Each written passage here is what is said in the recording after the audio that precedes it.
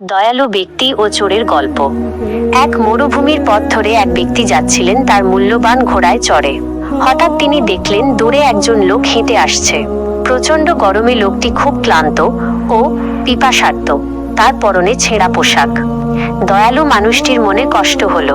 তিনি নিজের ঘোড়া থেকে নেমে এসে বললেন, ভাই, আপনি আমার ঘোড়ায় চড়ুন এবং আপনার গন্তব্যে পৌঁছে যান।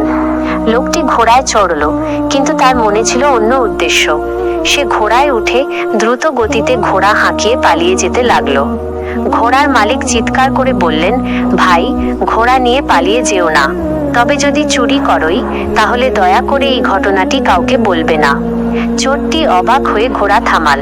সে জিজ্ঞেস করলো, কেন কেন আমি এই ঘটনা কাউকে বলবো না? ব্যক্তিটি বললেন, যদি তুমি এই ঘটনাটি সবাইকে বলো, তাহলে মানুষ জানবে যে একজন দয়ালু ব্যক্তি আরেকজনকে সাহায্য করতে চেয়েছিল এবং তার ঘোড়া চুরি হয়ে গেছে।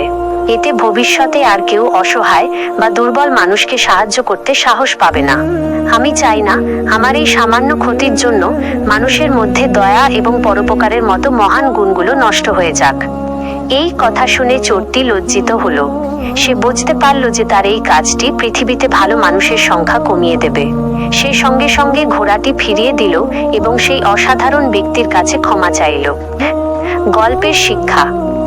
এই গল্পের মূল শিক্ষা হলো, আমাদের ব্যক্তিগত স্বার্থের চেয়েও অনেক বড় হলো মানবতা। আমাদের প্রতিটি কাজ যেন অন্যের মধ্যে বিশ্বাস ও ভালোবাসা বাড়ায়।